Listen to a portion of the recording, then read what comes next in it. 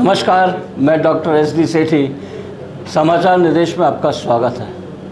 आज हम बात करेंगे हेल्थ की। इस विषय पर हमारे साथ डॉक्टर विजय विराज उपस्थित है हमारे स्टूडियो में। आइए उनसे बात करते हैं। विजय विराज जी, आपका हमारे स्टूडियो में बहुत बहुत स्वागत है। बहुत बहुत धन्यवाद सर, आपका स्टूडियो बुलाने के लिए। हाँ, आप हेल्थ केयर से जुड़े हैं तो इसलिए आपके साथ बहुत बड़ा सवाल जुड़ा है। हाँ जी। कि आपने BDS और MHA करने के बाद आपने अपने इस क्लिनिक वाला जो पोर्शन है उसको क्यों बदल दिया? ओके सर, मैं यही कहना चाहूँगा कि इसको ये नहीं कह सकते मैंने बदल दिया। मेरा ऐसा मानना है कि मैंने इसको और एक्सप्लोर किया और इवॉल्व किया। मैंने जब अपनी रोहतक मेडिकल कॉलेज से BDS की पढ़ाई करी 2010 में, और बहुत कम लोग हैं जो गवर्नमेंट एग्ज़ाम क्रैक करते हैं PMT का। बात उन दिनों की है 2005 की, जब PMT एग्ज़ाम होता था और हज़ारों बच्चे बैठते थे और 50-60 लोग ही सिलेक्ट होते थे। तो पढ़ाई में अच्छे थे तो हमने एग्ज़ाम क्रैक किया। रोहतक मेडिकल से पढ़ाई की, बहुत अच्छी प्रैक्टिस रही हमारी, और 2016 तक मैंने फुल फ्लैश प्रैक्टिस करी। BDS ख़त्म होने के तुरंत बाद मैंने सफदरजंग हॉस्पिटल प्रैक्टिस करी 1 साल। फिर मैंने अपनी MHA की पढ़ाई करी, अपोलो के साथ मैंने प्रैक्टिस करी, और 2016 तक मेरी बहुत बढ़िया प्रैक्टिस थी। तब मुझे लगने लगा कि मैं अपनी प्रैक्टिस को और इससे बेहतर कैसे कर सकता हूँ। आपने जो आपकी प्रोफाइल है उससे हमें दिखाई दिया कि 2011 से 2016 तक आपने प्रैक्टिस की, यानी 6 साल आपने एज ए डेंटिस्ट के कार्य किया। उसके बाद आपने इसको चेंज किया। यस, 2016 तक 5 साल प्रैक्टिस करने के बाद मुझे लगने लगा कि मैं किस और तरीके से ज़्यादा लोगों की सेवा कर सकता हूँ, क्योंकि उस वक्त तक मुझे लगता था जितने लोग मेरे पास प्रैक्टिस में क्लिनिक पर आते हैं मैं सिर्फ उन्हीं लोगों की सेवा कर पाता हूँ। उससे ज़्यादा और कैसे सेवा करूँ, तो फिर मैंने इसके बारे में वो थोड़ा गहर विचार विमर्श किया, समझा। तो मुझे लगा कि मैं बाकी जो अलग हॉस्पिटल्स हैं, बाकी जो डॉक्टर्स हैं, अगर उनकी प्रैक्टिस में हेल्प करूँ और उनके पास और ज़्यादा पेशेंट आएँ, वो और ज़्यादा सर्विस दे पाएँ, तो फिर मैंने हेल्थ केयर सेगमेंट के अंदर और अपॉर्चुनिटीज़ देखी। तो मैंने MBA करी। MBA करने के बाद मुझे हॉस्पिटल सेगमेंट के अंदर बिजनेस क्या क्या हो सकते हैं, उसमें मैंने अपने कदम को रखा। डॉक्टर साहब, ये जो आपने बताया, लेकिन इसके बाद ये सवाल उठता है कि ये प्रेरणा आपको कहाँ से मिली कि आपने अपना क्लिनिक छोड़ के और एक बिजनेस के दौर में आप आ गए? तो देखिए सर, इंस्पिरेशन सबसे पहले मैं ये बोलता हूँ कि मैंने अपने फादर को बहुत शुरू से देखा है।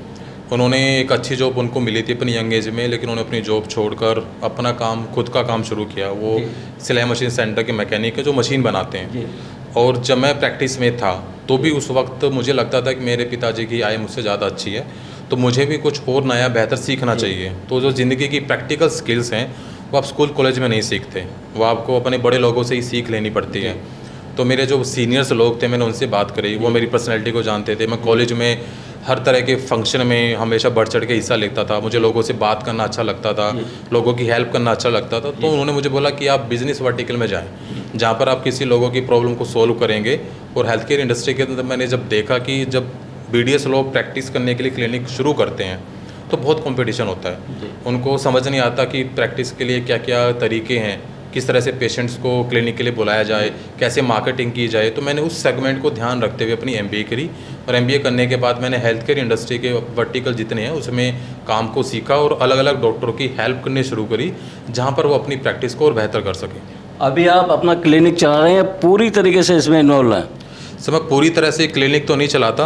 मैं ये बोल सकता हूँ कि 90% मैं इस वर्टिकल में इन्वॉल्व हूँ, बिज़नेस वाली लाइन में, और 10% मैं क्लिनिक के टच में रहता हूँ, ताकि मैंने जो 8 साल पढ़ाई करी मेडिकल की, डेंटल की, उसको मैं भूल ना जाऊँ। उसको मुझे बहुत चुनिंदा केस करने का बड़ा शौक है, जो मुझे लगता है कि इन केसेस से मेरी क्वालिटी, मेरी स्किल मेंटेन रहती है। तो महीने में हमेशा कुछ ना कुछ मैं केसेस अपनी क्लिनिक पे करता हूँ। मेरे अपनी 2 क्लिनिक सोनीपत में हैं, जहाँ पे अपनी प्रैक्टिस को मैं टच में रहता हूँ। डॉक्टर साहब, यहाँ एक और सवाल उठता है कि जब आप क्लिनिक चलाते थे उसकी आय और अब की आय में कितना फ़र्क आया? सर, ये देखो, ये क्वेश्चन बड़ा ट्रिकी क्वेश्चन है, और मैं ये कहना चाहूँगा कि जब भी हम ज़िंदगी में कुछ और अपने काम को बढ़ाते हैं तो डेफिनेटली आय भी बढ़ती है। मैं जब क्लिनिकल प्रैक्टिस में होता था तो मेरी आय अगर 100 रुपये थी उस वक्त, तो आज के समय में वो 6 से 7 गुना बढ़ चुकी है, क्योंकि मैंने क्लिनिक प्रैक्टिस के साथ साथ अलग अलग वर्टिकल को सीखा, जहाँ से मेरी अलग अलग इनकम सोर्स बनते हैं। तो मेरा इनकम सोर्स पहले एक ही था, क्लिनिक प्रैक्टिस। अगर क्लिनिक खुलेगी, क्लिनिक का शटर खुलेगा तो प्रैक्टिस होएगी। जैसे कोविड टाइम में बहुत सारे लोगों की क्लिनिक नहीं खुली तो उनकी आय भी रुक गई।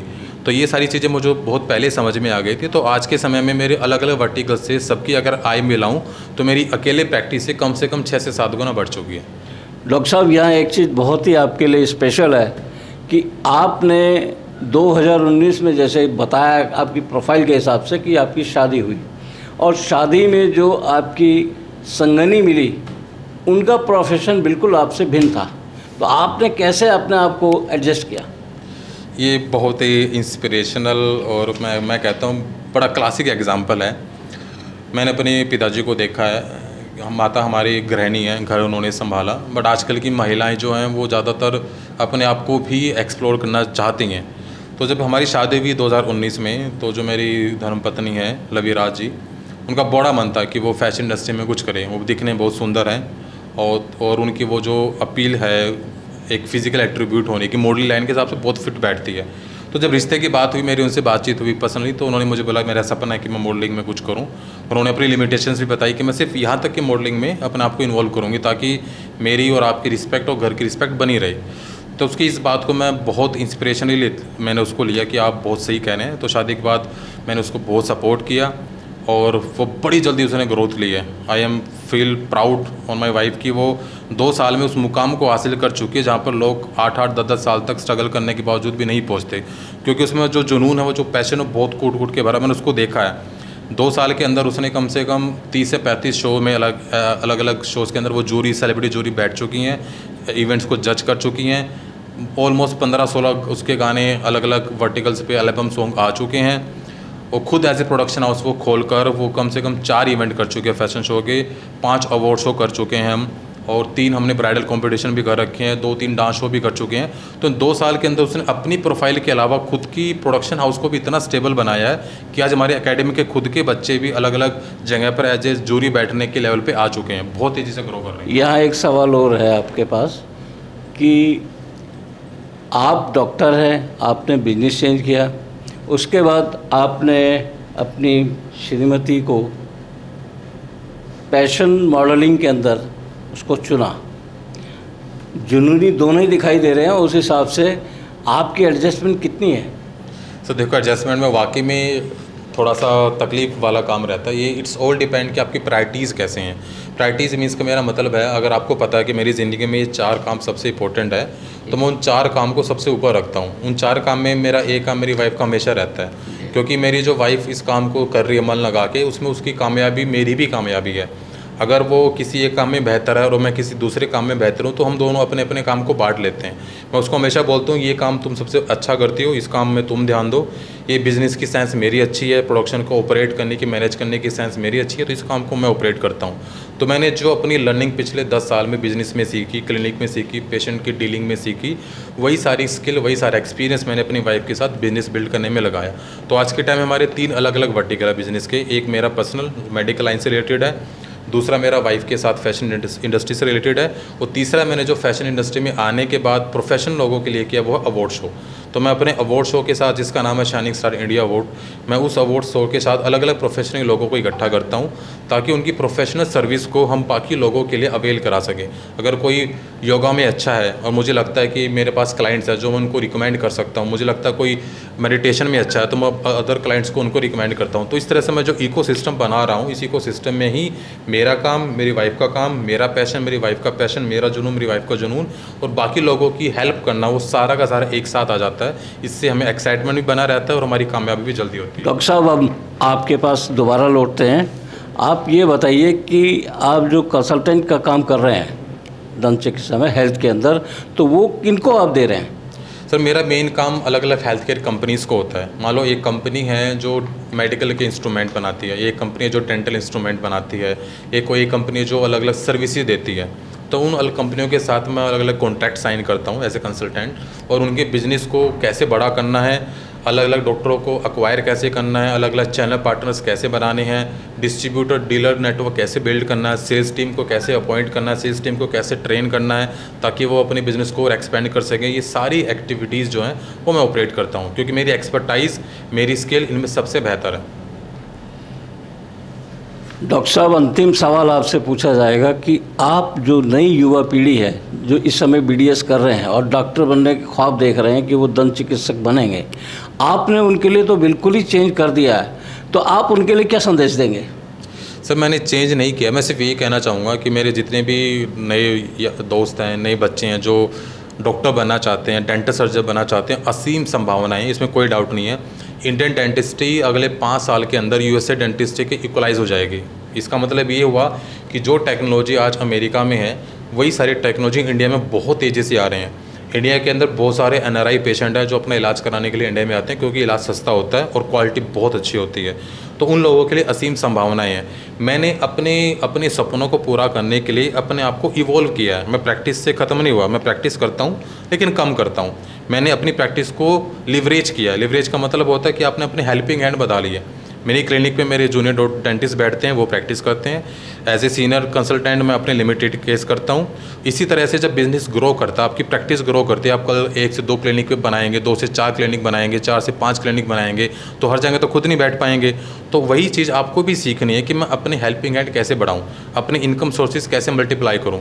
हो सकता है आपको कल एक क्लिनिक में कम बिजनेस आ रहा हो, कम पेशेंट आ रहा हो, वो प्रैक्टिस ना चले, दूसरी अच्छी चल रही हो, तीसरी अच्छी चल रही हो, तो आपको भी समय के साथ साथ अपने इनकम सोर्स बढ़ाने के लिए अपनी स्किल को बढ़ाना होता है। तो बीडीएस एक स्किल है क्लिनिक सेट करने की। उसके बाद मार्केटिंग एक स्किल है कि क्लिनिक प्रैक्टिस अच्छी कैसे करें। सेल्स एक अलग स्किल है कि जो पेशेंट आपके पास क्लिनिक पर आता है वो आपसे ही सर्विस कराए, सिर्फ रेट पूछ के ना जाए, क्योंकि बहुत सारे पेशेंट सिर्फ इतना भी करने आते हैं कि डॉक्टर क्या पैसे लेगा सर्विसेज के। तो ये सारी स्किल्स अलग अलग होती हैं, आपको सीखने ज़रूरी है प्रैक्टिस बढ़ाने के लिए। उनको मेरा यही मैसेज है कि आप चीज़ों को सीखें। नए ज़माने की टेक्नोलॉजी आ रही है, नए ज़माने की स्किल आ रही है, नए ज़माने के AI टूल्स आ रहे हैं, आर्टिफिशियल इंटेलिजेंस बहुत तेज़ी से बढ़ रहा है। तो आप ये सारी चीज़ों को सीखेंगे तो डेफिनेटली आपकी प्रैक्टिस में, आपकी इनकम सोर्स में बहुत हेल्प होगी। और मेरा सबको यही सिंगल मैसेज है कि समय के साथ आपको बदल लेना चाहिए ताकि आप अपनी ग्रोथ को उसी स्पीड से बढ़ा सकें जिस ज़माने की स्पीड के हिसाब से ग्रोथ बढ़ रही है दुनिया के लोगों की। आपको भी उसके हिसाब से चलना चाहिए। बहुत बहुत शुक्रिया डॉक्टर साहब। तो ये थे डॉक्टर विजय विराज, जिन्होंने अपनी आप बीती को हमारे सामने रखा। हम चाहते हैं कि युवा पीढ़ी भी इसी तरीके से सपने संजोए। अगर उनको लगता है कि हम अपने काम में सेटिस्फाई नहीं हैं, बदलना चाहते हैं, तो वो भी इस चीज़ का अनुभव ले सकते हैं। धन्यवाद।